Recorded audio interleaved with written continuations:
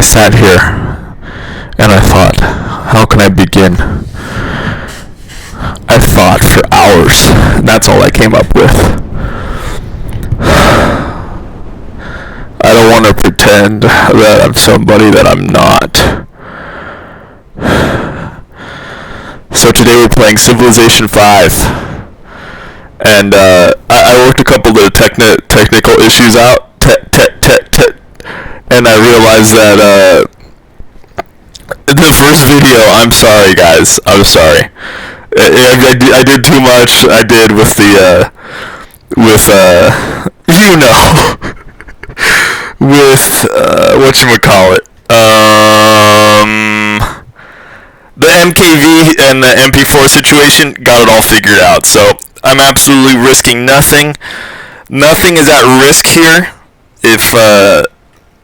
If something goes bad, everything's saved. I got it as MP4. I was just being a silly nilly. But we did figure out our game.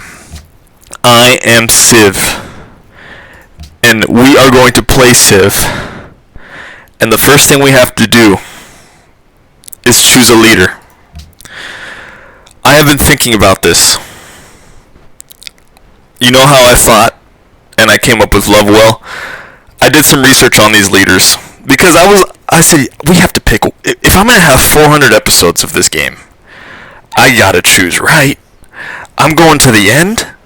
I gotta be this person. So I went through these leaders, and I don't know too much about any of them.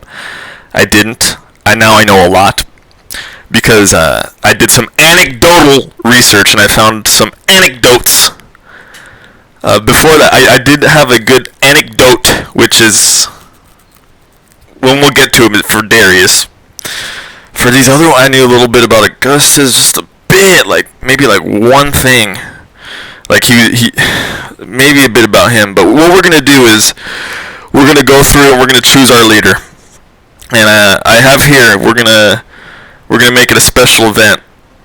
I have here,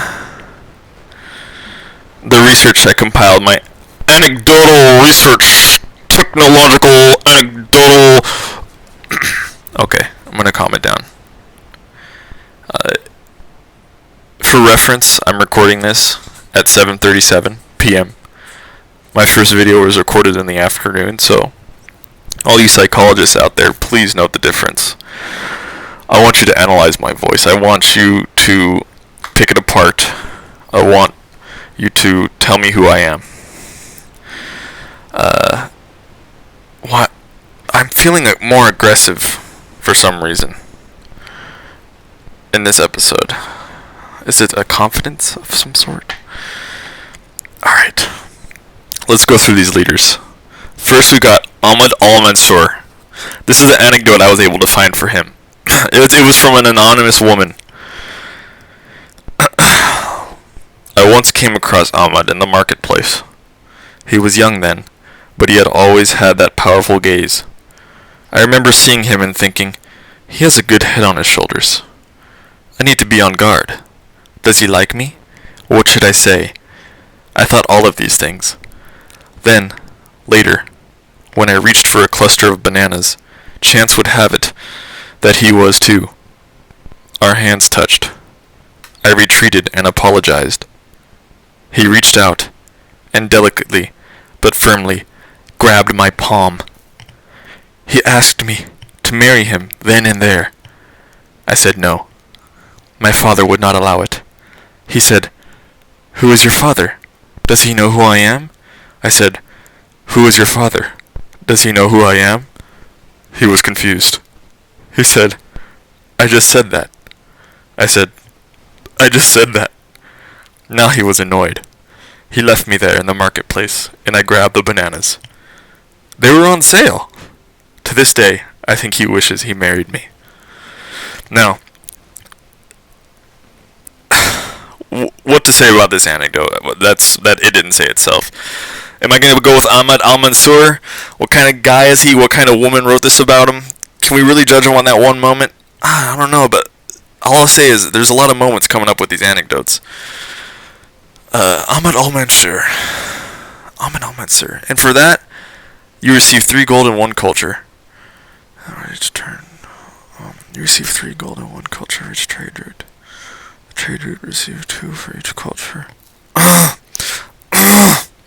Okay. Next we have Alexander, Greece. This anecdote is from his mother. When Alexander was a boy of not even 5 years old, he loved more than anything to run around the field, charging at the air with his sword, yelling, "Take that, Father Zeus! And that! And that!" I would call out to him, "Alex, dear! Alex! Time for supper!" And he would say, "Supper? Mother, I am at play. With the utmost respect, I command you never again to condescend."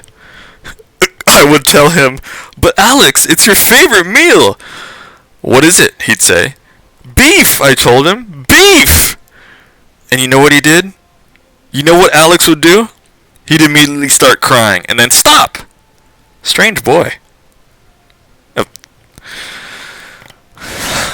Very relatable. Very relatable. Oh, I didn't know that about Alexander the Great. I didn't. I knew a couple things about him, but not that one. Oh. I'm still warming up. The aggression is calming down, and going through these anecdotes, reading them aloud to you is helping. So thank you. Thank you for tuning in. Ashurbanipal. I looked up the pronunciation for some of the leaders. Apparently not this one. Okay, so this looks like it's going to be our first anecdote from a historian. Yep, and it begins kind of... Okay, let me just go for it. There are no recorded anecdotes of Ashurbanipal. The evening his soothsayer explained to him what anecdotal meant, the word itself seemed to have a horrifying effect on the leader. He immediately decreed that the anecdote was illegal, and that all surviving anecdotes should be sought out and burned. This anecdote itself was recovered merely 30 years ago, hidden deep underground in what is now northwest Syria. The note was hidden in a chest labeled a message that translators render as, "Do not open me! I'm not an anecdote, Mr. Ashurbanipal! I promise!" And it survived. The anecdotes, "Do not open me! I am not an anecdote!" Oh, that's good. We gotta keep it moving along, though. We are gonna keep this, we're gonna keep it going. We gotta get through these leaders. Okay, Askia. Songhai. This one's an anonymous anecdote. I once asked Askia to dance with me. He said no, and I assumed it was because the culture looked down on females leading the mating ritual. Come to find out, he just couldn't dance. That's it. Well, we can't all be winners. Attila. His wife. This one's from his wife. I was one of Attila's few wives. I never understood why he got such a bad rap. He only had a few of us, and he treated us pretty dang well. He brought home the bacon like any man should, and he dedicated at least a few concentrated minutes a day with attending his child. Then, at night, when there was time for play, he and I would sneak into bed and, well, I shouldn't say. Okay. Like I said with Askia, they're plain anecdotes, you know? I mean, they can't all be zingers with something at the end, so... Okay, here we got Augustus Caesar. We got another anonymous one. This one's a little longer. It starts off strong. I am going to get killed for writing this, so I leave out my name. I was just at the bathhouse minding my own business when I hear a deep voice whisper into my ear. Boy, it said. I turned around, and there was Augustus Caesar. Sir, I said. He said, assume the position. I blinked. I blinked again. I remained silent for what must have been a minute, and, though I wanted to say something, I couldn't.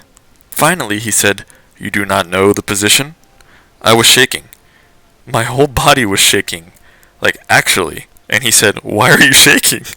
And I said, I'm not shaking. He said, "You're shaking, dude." I said, "I'm not shaking." But then he asked finally again, "Do you know the position?" And I said, "No." Now he blinked. Once, twice, and finally he said, "Shame," and then walked out. The end of anecdote. Okay. Augustus Caesar. What a man. Now, so far in these first six, we're seeing what kind of leaders these guys are. Mix of family men, boys, position assumers. Oh, now we have one of the longest ones yet. Bismarck. This one's by a contemporary historian. So, is a historian of Bismarck's time. Around the 10th year of his reign, a rumor circulated regarding his pickle helm. Oh, yeah. So his pickle helm is that helmet he wore that has a spear on the top of it. So around the 10th year of his reign, a rumor circulated regarding his pickle helm. The story goes, a pair of servants had the nightly task of tidying the executive office. One night, they walk in on the chancellor himself polishing the spear. The servants each immediately excused themselves, but this didn't seem enough. Bismarck leapt from his chair and literally barked them out of his office. Bark, bark! Down the hall, out the front doors, and bark, bark! To the end of the driveway. Bark, bark, bark! All while continuing to polish the helmet.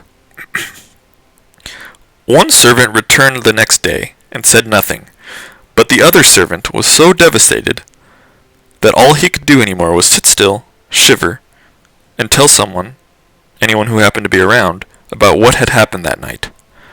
No one could deny his story, since he had worked for the state his entire life, and soon it attracted popular attention, and even close friends and attendants of Bismarck asked him about his behavior this night. He always denied it having happened, and so did the other servant whom the frightened servant swore was with him that night. Over the years it was mostly forgotten, but not without a few members of the state remarking that at some odd moments of each night, staring at Bismarck as he dazed off in thought, they would think of Hell's Hound, Cerberus. God damn. That's a little strange. Bark, bark! Bark, bark! Bark, bark!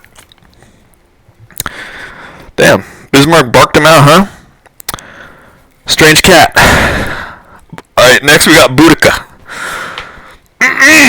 Now, this one's a modern historian. Here we go. Oh, okay.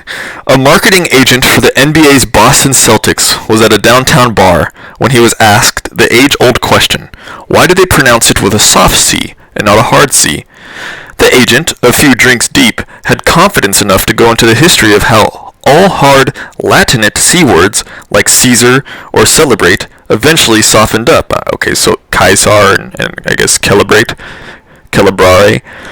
The agent, who happened to be going through a divorce, attracted a lot of attention and gathered a small crowd interested in his enthusiasm. In the end, he got a few claps and a couple follow-up questions, but no date for the night. He went home alone to his little condo, thinking of the Celtics and the Celtics, and very drunk he fell on the bed and fell asleep. According to his testimony, not 1 second passed before he woke up and his room was flashing a vivid blue and green. Non-stop it flashed, and he thought the police had broken in, but as his eyes adjusted he could see. His room was full of spirits, and at their head was Queen Boudicca. He ended up writing a book about the entire experience, which apparently spanned a few lifetimes, wherein Boudicca grabbed him and let him travel through time and space to see ancient Britain, ancient Rome, and the beginning of the ether. The book begins and ends with the first words he remembers hearing upon waking up, both in the dream and then again in the morning after it was all over. Boudicca, Boudicca! Boudicca, Boudicca! Wow. I wish Boudicca would come for me some nights, I'm just saying. Damn. Boudicca and Bismarck are a little connected. They got some spirituality to them. Okay, we got I don't know, so far I'm kind of leaning towards some Boudicca. Boudicca, Boudicca. Maybe Alexander? I don't know. Oh, +1 faith? Yeah, that's gonna sway me. Yeah, because he gets, yeah. Alright, here we go. What you got here? Oh, okay. For this next one, I just want to say I'm Polish, okay? So, don't get any wrong ideas about anything I'm saying here. Anything in this video, as we mentioned in the preface, anything I'm saying here is invalid through the fact that I am speaking through a dick. I'm holding it to my mouth, and I can hold it in my full hand. I'm breathing on it. Breathe. So everything is, first of all, invalid because of that. But if it were to be valid, then here comes my apology that I am Polish. So this allows me. But enough of that. This is from a historian. And I'll put all the links in the description if I find time. Okay. It is rumored Casimir III the Great detested comedy so much that a rebellious sect called the Yomamas dedicated their entire life work to crafting jokes. Okay. Their main target was their own Poland and the Polish people. One of the first and most prize-winning jokes was this. What do you call a Pole who can't read or write? His name. Next we have Catherine. Catherine arrived in Russia at the age of 15 in 1744. She applied herself to learning the Russian language with zeal. A few months into studying, and with enough of a solid grasp to hold the conversation, she hosted an evening to celebrate the region's most promising young students. At the height of the party, one of the schoolboys, who must have been extremely drunk, asked her in front of a few others, "What's the Russian word for prostitute?" Catherine held her ground, but before she could say anything, the schoolboy's friends all at once picked him up, counted to 3, and chucked him out the nearest window, whereupon he continued to fly into the garden, crash, and break his arm and his leg. It was quiet in the room then until Catherine said, "Oh, so that's how you say it." Next, Darius. Now, this one, I can put down my research and improv because this is from Herodotus's histories. Herodotus was an ancient Greek historian. There are two main Greek historians, Herodotus and Thucydides. Herodotus was mostly anecdotal, and he gathered stories which are very fun to read. Thucydides was the more hard, reasonable, logical, stick to what was actually said and done historian, but Herodotus, the histories, told he told what happened in a sense, but there was a lot of stories as well, which, okay, did that really happen? But here's one that is in the book, the histories, where Darius it's time for him to become king. And it's down to like 5 to 7 council members, and they don't know who to decide who's going to be king. So they decide on a game where they're each going to mount a male horse, and they're going to be released into a pasture where there's going to be a female horse, and the first of their male horses who mounts the female horse, whatever councilman is riding the male horse that mounts the female horse, it becomes the king. So they decide on this, and the morning of or the morning before, Darius gets the bright idea to go up to the mare, take his hand, go underneath the mare, rub his hand all up into the mare's private parts, and then when the ritual starts, Darius on his horse holds his hand over to his horse's nose, and then lo and behold, the horse goes and mounts the mare. Darius becomes king. True story? I don't know. Anecdote? I don't know. Did you learn something? Are you learned? Are you? Am I very? Who?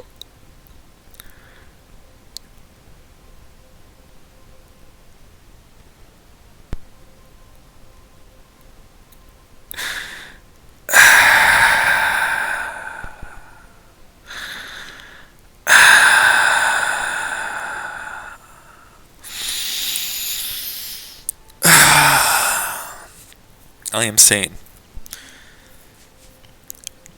Dido, who fell in love with the Trojan fugitive Aeneas, who went on to found Rome, ended up throwing herself on the funeral pyre when he left. One of Dido's male attendants, named Lucas, who apparently loved the Carthaginian queen, was said to have burned her last note before her suicide. There is much speculation to what she could have written, but the most interesting is what the attendant Lucas himself said it had said. Quote, "I burned my notes, love. She said she loved me." I think that I burned my love's note. She said she loved me. End quote. The question is obvious then. Why burn it, Lucas?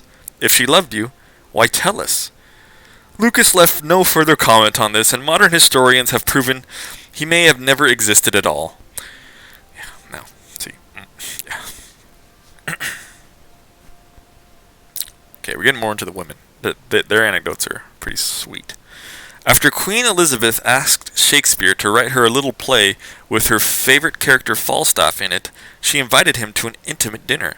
He accepted, and when he arrived, she said he appeared so nervous, that he was shaking so fast that he became a literal jumbling of atoms. She tried to tell him this, but he lifted his finger to her mouth. "Remember," she said, "I'm the queen." That's quite all right," he said. "I've got until Tuesday." Okay. Next we got Enrico Dondelo of Venice. In his ripe old age of 98, on the eve of his death, Enrico was seen petting a cat. It was asked whose cat this was. No one knew. All anyone knew was that it was black. After Enrico's death, a Venice-wide search began for the cat. Everywhere the image of the cat was hung. Citizens searched and searched, when it finally dawned on a neighborhood boy. "Wait a minute! What's a cat?" Okay, I got that one. On there. Oh.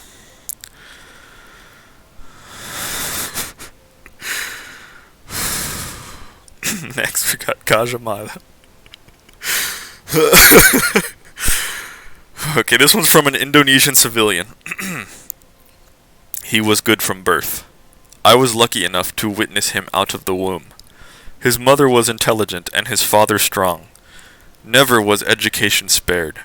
He made friends but did not contain them. He learned what to learn and what not to learn. He seemed to sever time. When it came time to gather the armies, all he had to do was be 100 meters away from anyone he wanted to inspire. He detested spices. His favorite food was pizza. Next, Gandhi.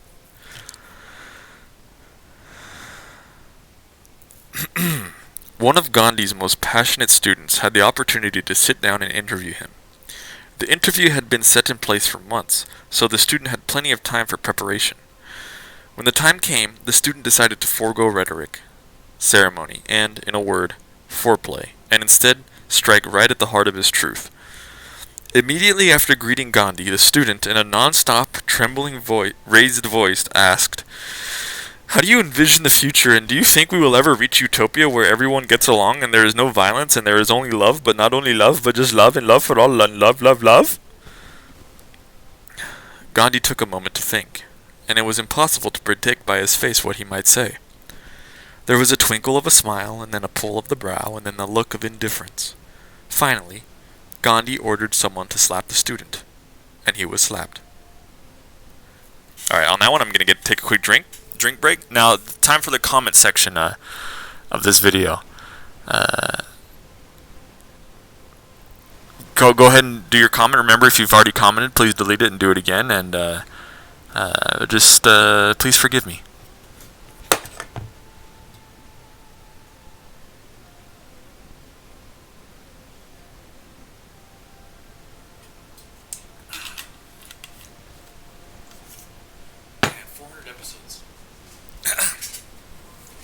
Alright, we're gonna keep going at this pace before my wife to be gets home. I would not want to disturb her with such an abnormality of this episode. I would only rather me and you be disturbed at this moment. We can't, as a collective disturbance right now, can we really go outside that sphere and bring it in? Perhaps. I started off aggressive. The aggression showed a little bit more. I hope there wasn't too many slips.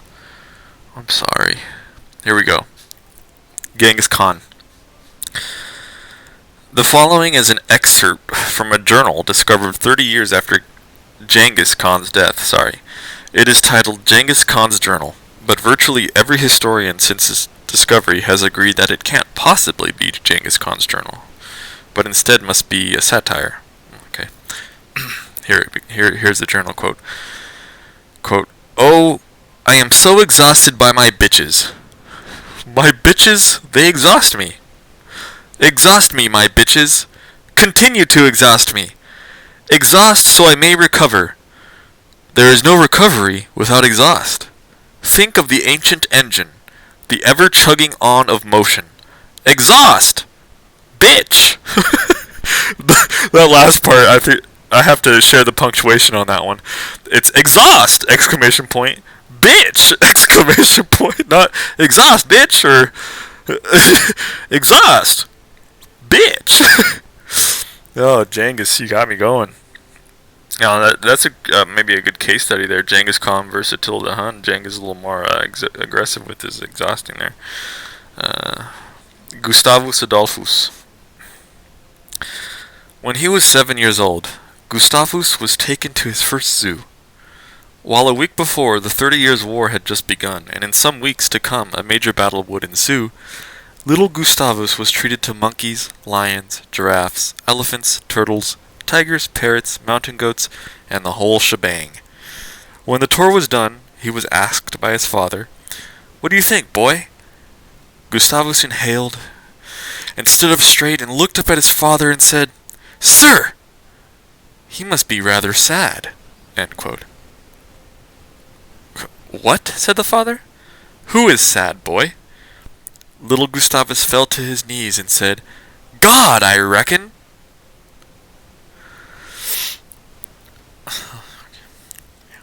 Next we have Haile Selassie. Now the research I was able to compound on this was a simple fact that I'm just going to leave on a declarative sentence. Haile Selassie spoke into a few microphones. Next, Haroon Al-Rasheed. An unrecognized poet of Haroon Al-Rasheed's time wrote this dedication to him. "He is the man from the land who rules within without." Okay. Moving along swimmingly. Hiawatha. Hiawatha was known as a great public speaker. He would begin every speech by raising his hands and holding there for a long moment. Let's all raise our hands in Hawaii. I'm intruding. His most famous first words are, "People! People! People! People! People!" End quote. With an indeterminate pause in between each word. So, history just knows that he would say, "People! People! People!" I mean, that's what the manuscript would say, right? "People! People!" But we don't know he said, "People!" And then he waited 30 minutes. "People. People." Curious! Alright, next. Isabella. Isabella I had a relatively droopy face. Oh yeah, look her up. In 1958, when the Catholic canonical process began to beatify and canonize her, one of the 17 appointed experts who were tasked to investigate the 100,000 archived documents asked his colleagues, "Guys, would you have married her if every night you had to, do the thing?" These were his exact words, by the way. It was split down the middle. 8 of his coworkers, yes, 8 for no, and it came to the man who asked the question. "Well, would you?" he was asked. He thought about it. He thought about it some more. Finally, he said, "Is there really no way around this?"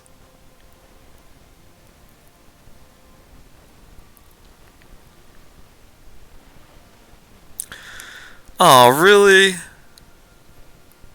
I guess I don't have the DLC. We can't pick him anyway, but pretend there's a guy named Kamehameha here. He founded Hawaii, and I think I'm not gonna show my cards and say the wrong name, but surrounding areas. In his prime athletic youth, there happened to be a woman who attracted the attention of Kamehameha's friends. They described her as beautiful, attractive, and translated into American English, hot, sexy, and fine. A few of his friends called her a whore and a lover of attention. He had to see for himself. He and his boys went to where she would be, and they waited. Eventually, she passed by them. The boys managed to stay quiet enough to be unnoticed, and when she passed by fully, they burst forth with their opinions. "She's a goddess! She's divine! Her legs! Her tattoos! That's 18 years of child support right there!" The only one who hadn't spoken was Kami. They had to goad him for his opinion. "Come on, man! What do you think? Is she hot? Is she hot?"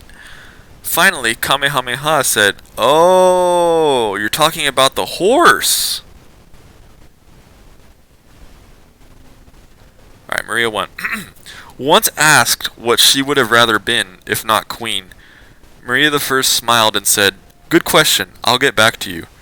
She died later that day.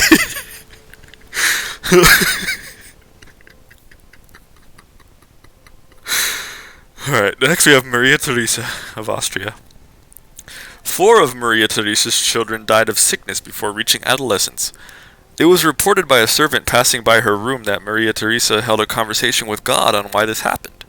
Nothing more than mumbles were heard by the servant, but when Maria Theresa exited into the hall, she was glowing. She seemed happy. She told the servant, "I have just held a conversation with God on why this happened." The servant was a little taken aback. "Oh," she said. "Yes," said Maria Theresa. "And do you want to know what he said?" The servant gulped. "Sure?" Then Maria Theresa said, "Too bad!"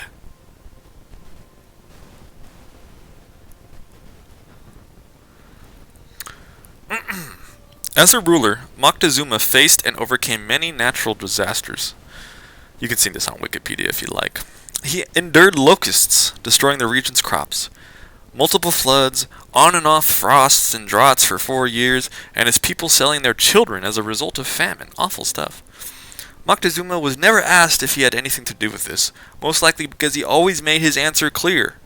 Every day he would step forth into the rain or into the sun and tell his people, "I have everything and nothing to do with this." Man, I like some of these leaders. Napoleon. In his 16th year, when rejected by a woman, Napoleon asked her why. "Too short," she said. He laughed. "Too short? Too short? Too short is too long for you." No one in the near vicinity laughed. No one in the near vicinity laughed. And there were hundreds of people. His retort ended in dead silence. It held like this for perhaps half a minute.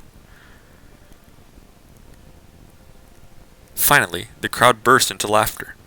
Napoleon was so embarrassed that it was rumored he lost an inch of height.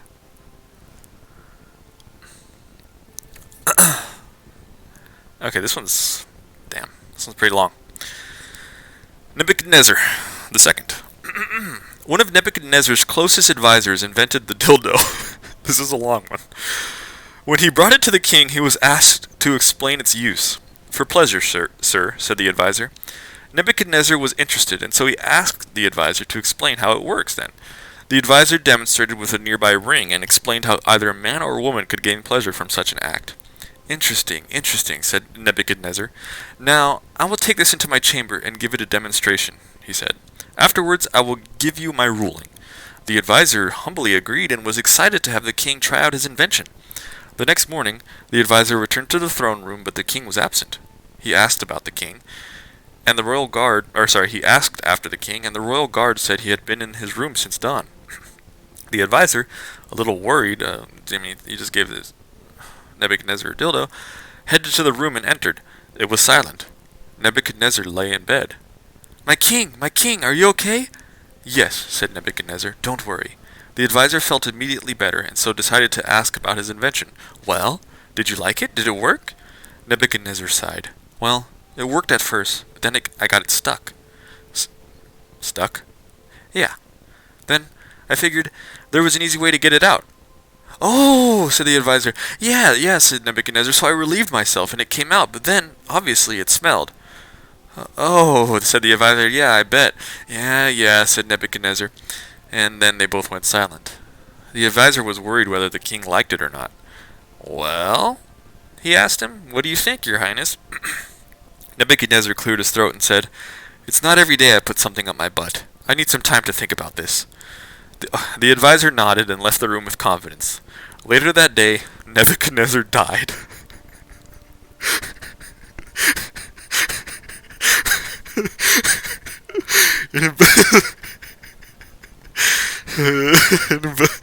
An investigation was launched. It was reported to the head of the royal guard that the advisor was the last to be let in before the king died. The advisor was interrogated, and so, being an honest man, he thought it most prudent to come forth with the whole truth, despite his invention. He revealed his invention, in fact, the dildo, and most unfortunately, he had to hold up the device that was still covered with the king's fecal matter.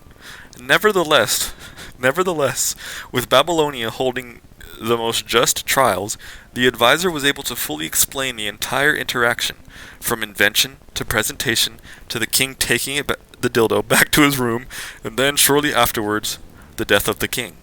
It was asked of the advisor if this could possibly be the cause of the death, the dildo. The advisor said firmly, "With the utmost respect and diligence, no. I myself have used this tool hundreds of times, and, also being a heavily educated in the medical field, I know that this disregarding the most unfortunate circumstance, where perhaps there was a tumor that had been growing down there for some while, that maybe was exacerbated by the pressure, even then it is a 1 in a million shot. So I say there's no chance that this could have killed him." Further medical experts were brought in to investigate, and they ruled the death old age. Once the dust was settled and the advisor's invention was explained more in detail, others wanted to try it out for themselves. The advisor shrugged and said it was no problem, and that he could have 100 made by the end of the month.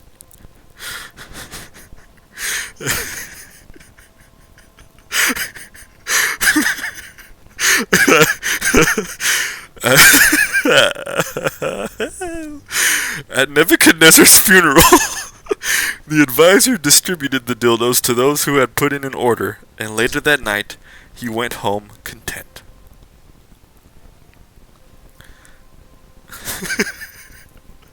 Man, these are some good ones, I gotta say. Okay, next we have Oda Nobunaga of Japan. Nobunaga's great-great-great-great-grandson through adoption once stacked a house of cards 50 meters tall. His rival from elementary school happened to be back in town once Nobunaga clapped his hands and considered his work complete. The rival blew hard and the house of cards fell. Nobunaga smiled. The rival was frustrated. "You're supposed to be angry," he said, to which Nobunaga said, "You're supposed to be happy."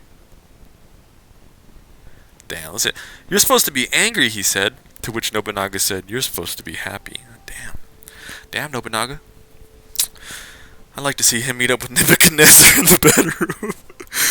Okay, let me adjust myself and take another drink.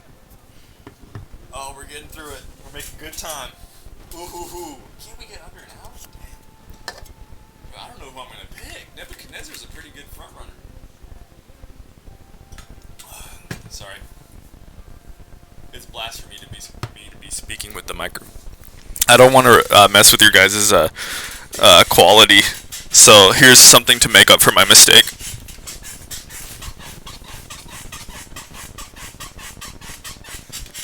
Alright, back to normal. What we got next? Pakal or Pakal? I should have looked at the pronunciation, and I apologize once more.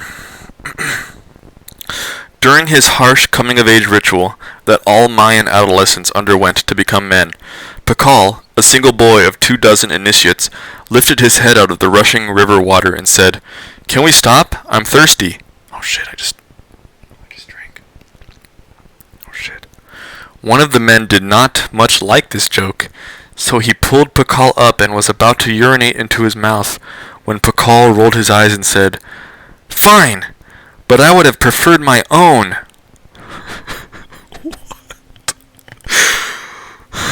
And then here comes this. Christopher Columbus, John Adams, John F. Kennedy, Richard Nixon, and Tom Hanks have all said that Pakal has been the only man to predict correctly the world's end date. Okay.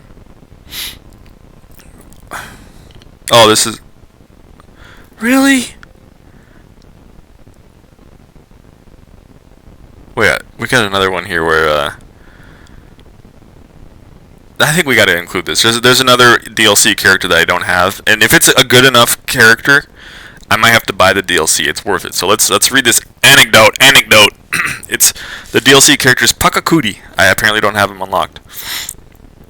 When he was a child, Pakakuri was often bullied for his name, until one day he set his foot in the ground and exclaimed to the world that he would not move until he was forgiven. This, of course, garnered more laughter.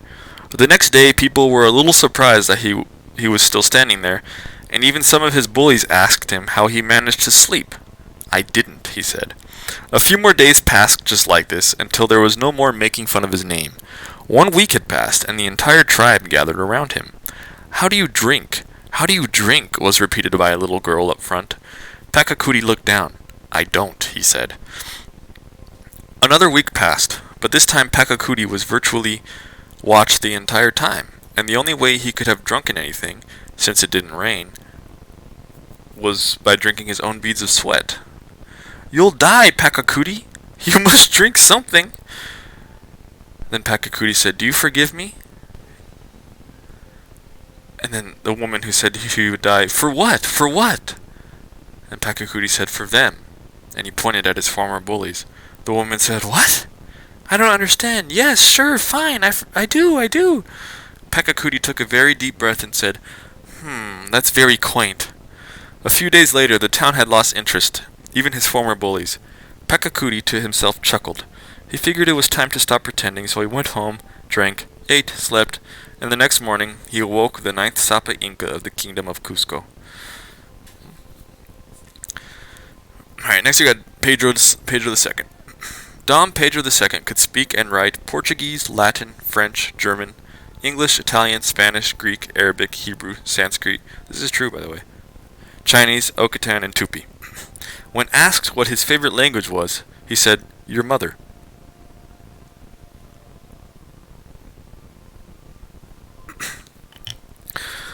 Pocatello told his closest tribesmen that language would be the end of the world. When his right-hand man asked why, he said, "Exactly."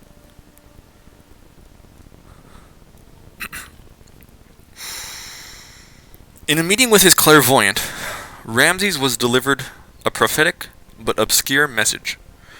"One day a boy named K. Jones will play you. He will lose, but will refuse to accept defeat. You suffer for this, Egypt. It is an official loss." This was interpreted by his council as a new rival in Syria. To this day, historians are in agreement of it being the only oracle without a reasonable explanation. That's strange. Next we got Ram Kamheng. Ram Kamheng was walking through his orchard when it occurred to him that he could die however he wanted. He let his wife and his best friend know this fact. "I can die how I choose," he told them. They were both unsettled by this statement. The next day, Ram Kamheng disappeared. The wife and friend shared what the king had said to each of them, but reached no conclusion. To this day, no one knows how Ram died, or if he died that day. Once again, that DLC character, but this one's short. Sejong. Sejong was so well read that it was remarked by the next well-read man, "I hate him. He make me look very stupid." Next, Shaka. When Shaka's mother Nandi died, he ordered a massive outpouring of grief, including mass executions, forbidding planting of crops or the use of milk, and the killing of all pregnant women and their husbands. This is true. It's on Wikipedia. One man stood up to him and said Nandi wasn't the first person to die in Zululand. His mother. So one person stood up to Shaka and said, "Hey, your mother wasn't the first person to die in Zululand." Shaka immediately realized this truth and called all the destruction off and rewarded this truth teller, who was named Gala. Little known fact about Gala, he was homosexual. All right, this one's another long one. A long one, but a good one.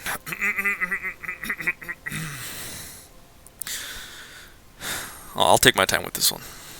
I don't want to rush. Sorry. If I'm rushing, just put me in 0.75. And turn me up if you need to. When the law was passed that no turban was to be larger than Suleiman the Magnificent. This is a true law. One of his rivals, who had for some time been planning his own turban reveal, grew jealous and started a rumor that Suleiman's turban was full of candy. This spread quickly across the Ottoman Empire, and the source of the rumor was found out to be this rival and former friend. Suleiman then held a trial and personally interrogated this troublemaker by asking him, "Did you start this rumor that my turban was filled with candy?" Should I do an accent? "Yes, I did," said the rival, whose name was George. "Then you submit yourself before the law," said Suleiman. "Well," said George, "what if I can prove to you that your turban does hold candy?" The audience broke into hysterics until the Suleiman, his guard, and their curiosity calmed themselves down. A little messy there. "What is this foolishness?" said the Suleiman. "Do you mean to make a mockery of me?" "No, your magnificence," said George. "All I mean is that there truly is candy in your turban." Before the audience could break out again, Suleiman raised his hand. "Okay, if there is candy in my turban, then I appoint you my right-hand man and my best friend for life. If, however, there is none, then you are executed here and now, with your foolish fancy as your memorial." We got to go through this again because this is an important moment. So the George is saying there's candy in your turban. Now the Suleiman says, "Okay, if there is candy in my turban, then I appoint you my right-hand man and my best friend for life. If, however, there is none, then you are executed here and now, with your foolish fancy as your memorial." "Deal," said George. Everyone silenced as the attendants helped Suleiman unravel his turban. It took 15 minutes to fully unravel, and at no time was there any candy seen. They triple-checked for even one piece of candy, yet there was none. "Well," said Suleiman, "we have our verdict." "Wait," said George, and he pointed at Suleiman. "You are the candy all along." There was a pause. The executioner was confused. Suddenly, someone in the crowd went, "Boo!" Suleiman shook his head and he announced for George to die. Later that night, in his bed, Suleiman laid his head down on his pillow. He fidgeted around, thinking somewhat sadly on the death of George, when suddenly he felt a hard piece of candy underneath the pillow. He fumbled it out and held it up to the candle. It indeed was candy! Before he could begin to think that it might have been someone pulling a practical joke on him, the ghost of George appeared before him. Suleiman gasped. "What does this mean? What does this mean?" The ghost looked confused. "Huh? What? You have the wrong guy. Have you seen a dildo around here?"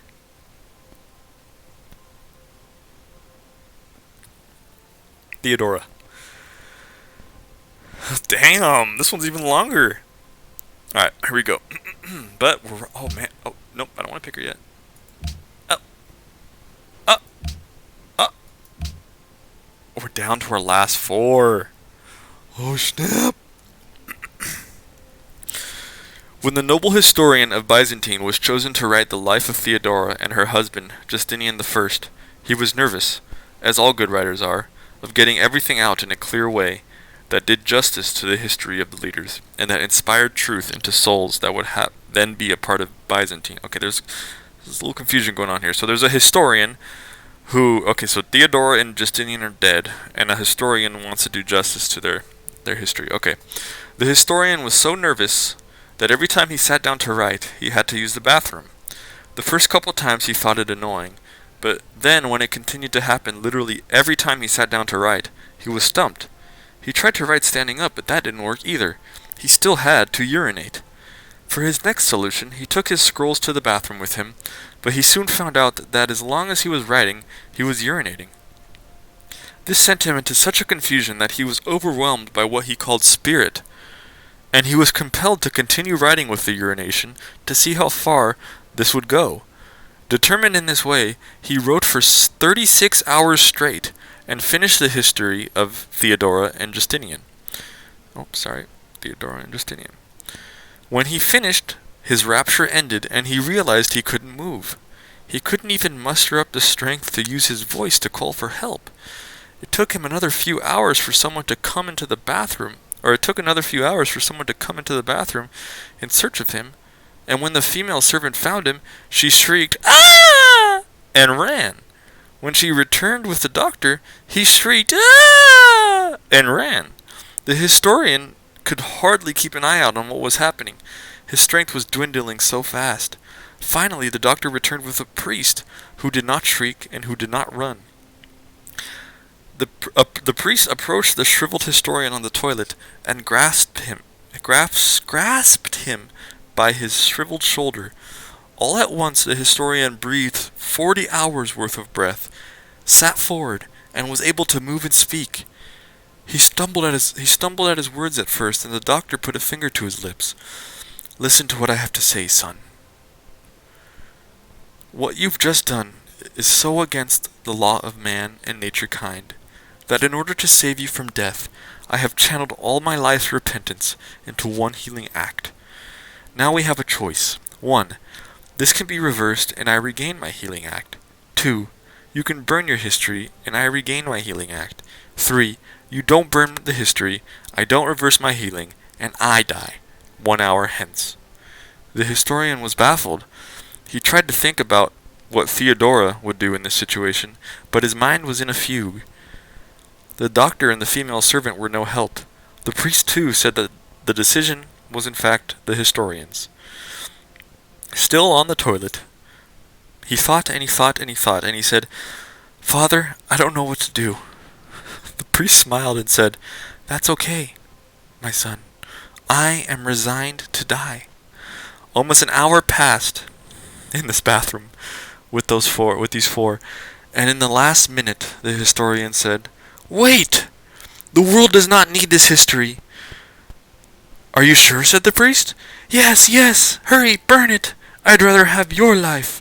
"You're really sure?" says the priest. "I don't know," said the historian. Yes, he said. The priest said, "It is done."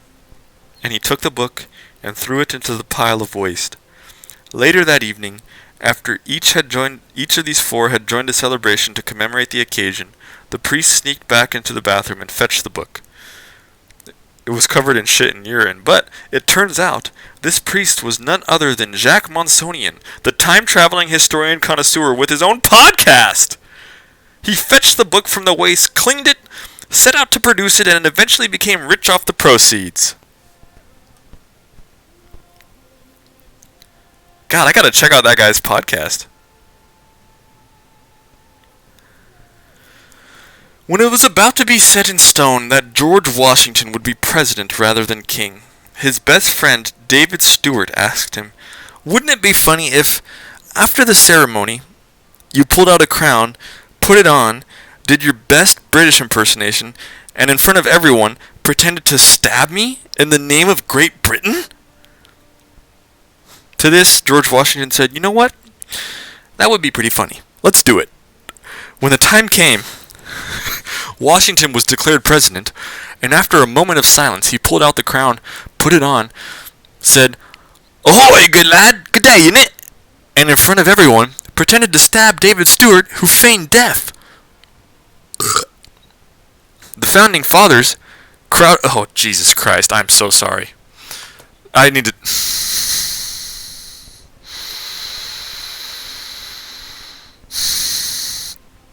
That was the most disgusting thing I've done so far, and that was more disgusting than the urine and the feces. That was more disgusting than the dildo.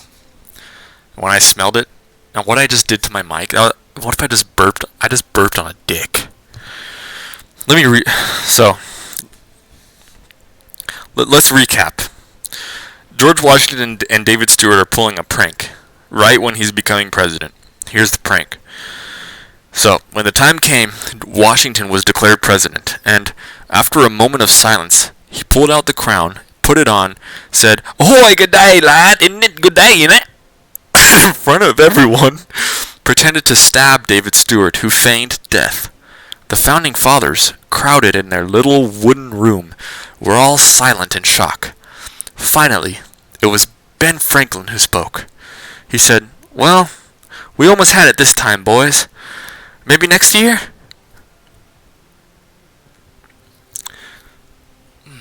Now we have William from the Netherlands. This one's related to the previous anecdote. These are final two anecdotes. Anecdote. Catching word of George Washington's strange decision at his presidential coronation, William I of Netherlands, then 5 years old, asked his mother, "Am I dreaming? Am I a dream?"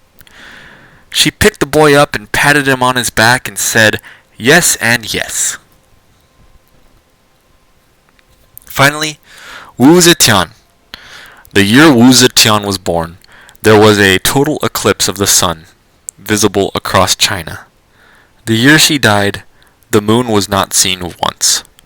Everyone feared this fate so greatly that no one dared record it. Well, we got our anecdotes. Who's your favorite? Who would you choose?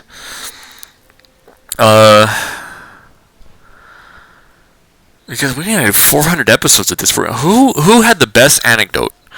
Was it Gandhi ordering his student to be slapped?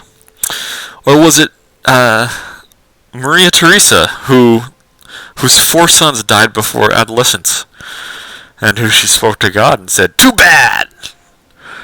Or was it Nebuchadnezzar and his advisor's dildo?